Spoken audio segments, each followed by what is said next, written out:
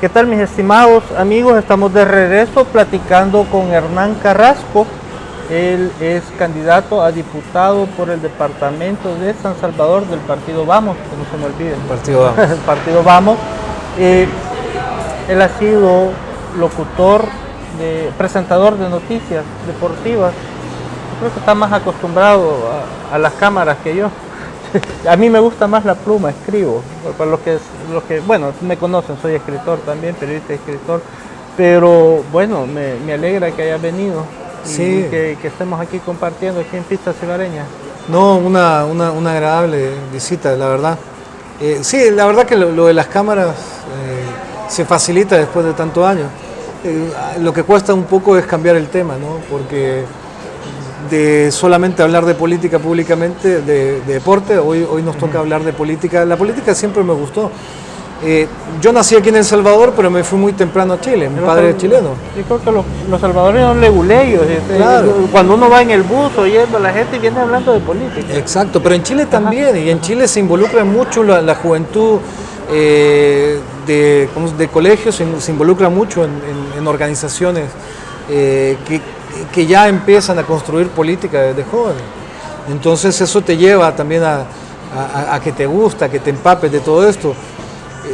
Pero sí, obviamente, cambiar un poco el lenguaje de lo deportivo a lo político, sí, ha costado un poquito. Ok. No, yo siempre he hablado de política, eso sí.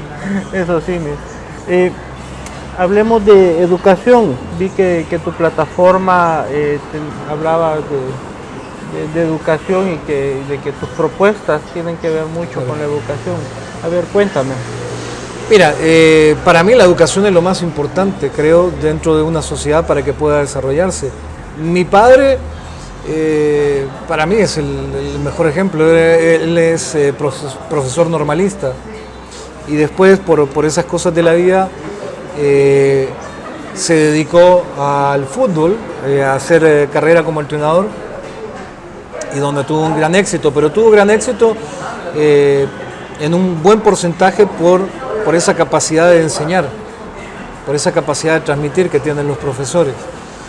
A mí me hubiera gustado sacar esa característica, ese don para poder enseñar. A mí me cuesta bastante. He dado clases en la universidad, doy clases también en una academia de fútbol con mi padre, pero no es lo mismo. Sé que la educación es tan importante y sé que estamos tan desfasados en la educación que hay que hacer un cambio radical en la educación. ¿Crees que una reforma educativa sea justa y necesaria? Creo que es justa y necesaria. Fíjate que en Europa, cuando las cosas no andan bien, los cambios no son pequeñas modificaciones. Los cambios en los países europeos, cuando los realizas, son cambios radicales. No funcionó una cosa, se viene con otra y se prueba hasta establecer si funciona o no. Yo creo que la educación en El Salvador tiene que cambiar completamente. Y para comenzar, yo hablo mucho de que nosotros como nación, ya nuestros hijos en bachillerato ya tienen que hablar perfectamente y escribir el inglés como segunda lengua. Por lo tanto, creo que una modificación en eso y que en las escuelas públicas y privadas, obligación el idioma inglés desde parvularia. Mientras más pequeño, los niños aprenden con mayor facilidad el inglés. Mi hijo tiene 8 años y ya habla inglés. Entonces te digo, esa es una herramienta. Tengo una hija que se acaba de graduar en España de periodismo y ella se fue becada y ella ahora tiene un trabajo allá y para complementar sus ingresos ella da clases de inglés en España. O sea, le está dando herramientas, insumos a los jóvenes para que en determinado momento puedan también trabajar y desenvolverse. Tiene que estar bilingüe. Claro, ya tiene que ser. El otro punto, creo que las nuevas tecnologías son muy importantes. Estamos en una época donde ya se pronostica que de aquí a 10 años hay muchas profesiones que van a empezar a desaparecer. Pero lo que se refiere a las nuevas tecnologías, esas van a ir creciendo. Nos tenemos que sumar. Estamos en un mundo, querramos o no, globalizado, donde hay muchas personas que trabajan aquí en El Salvador, pero la empresa que los contrató está fuera del país. Y es justamente ante esta posibilidad. Yo conozco, el otro día hablaba con unos jóvenes que ellos trabajan para una empresa europea que desarrolla aplicaciones. Ellos trabajan acá y ellos tienen un sueldo muy bueno, son jóvenes. Y gracias al conocer todo este tipo de tecnologías que las aprendieron desde muy joven y que les ha permitido también desarrollarse profesionalmente en este tipo de carrera. Y en cuanto a educación superior, ¿cómo crees que necesitamos una reforma de educación superior? Sí, yo creo que sí, yo creo que tenemos que ser más estrictos, sobre todo en cuanto a, no a la forma de evaluar, pero sí en los conocimientos que tienen nuestros profesionales. Yo te decía, yo di clases en una universidad y la mayoría, mi materia ya correspondía a un quinto, sexto ciclo. ¿Qué materia era? Procesal de familia. Ah, okay. Derecho procesal de familia en la Universidad Francisco Gavide. Y te digo, habían muchos, empecé a trabajar con ellos bastante en lo que es cómo armar una demanda. Algo tan práctico pero tan necesario que después hay muchos que salen de su carrera pero no te saben armar una demanda, no saben cómo está compuesto un proceso. Lo llenas tanto de teoría, pero la parte práctica para muchos se quedan en blanco. Entonces enfocarte un poquito más en lo que es el accionar práctico de cada carrera, sin olvidar la teoría, pero exigiéndoles más, porque ahora las universidades, y todas las universidades sacan promociones inmensas. Cuando antes los profesionales costaba que salieran de las universidades, por eso tú ves la diferencia.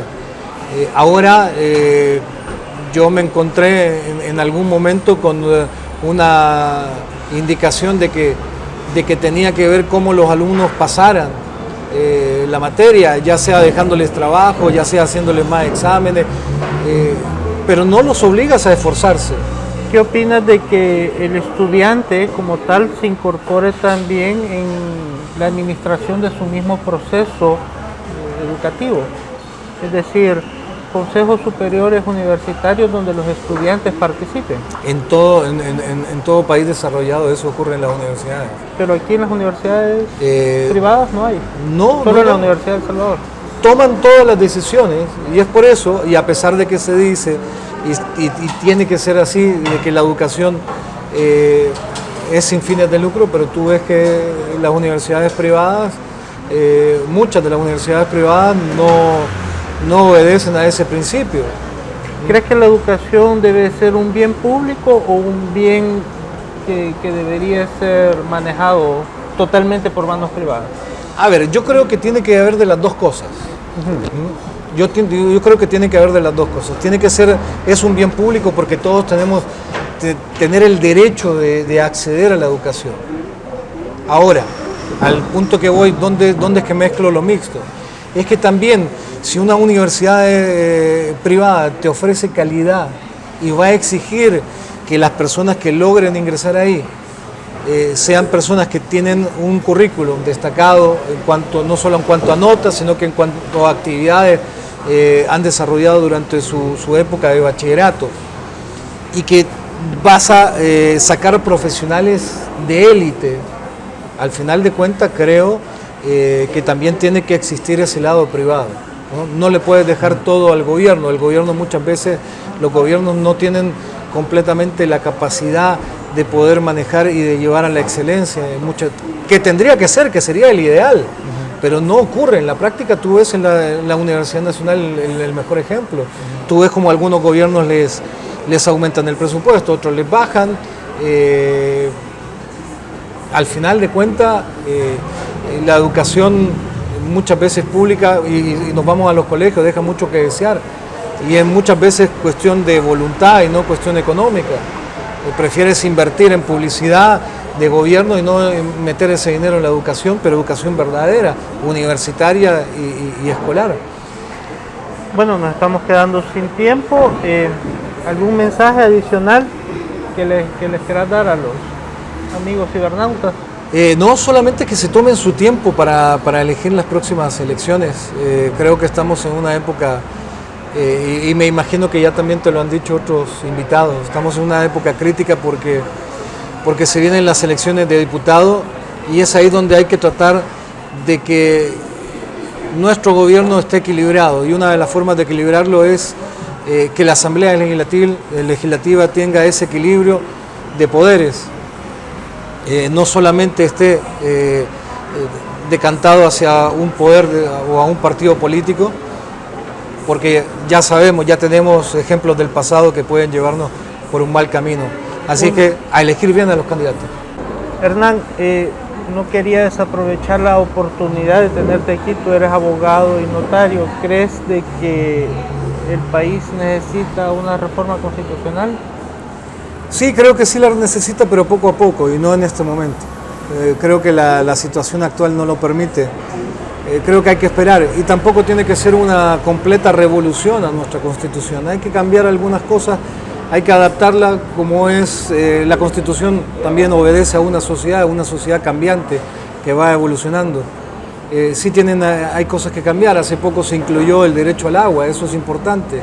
Y hay otras cosas como lo del fuero, tratar quizás de buscar una manera de regular mejor el fuero y que no se logre abusar del fuero. Plebiscitos, por ejemplo. El plebiscito creo que es algo muy importante que tiene que tener todo país, porque nos cambiaron en la moneda, nos metieron las FP, necesitamos la consulta ciudadana. Que nos pregunten, claro.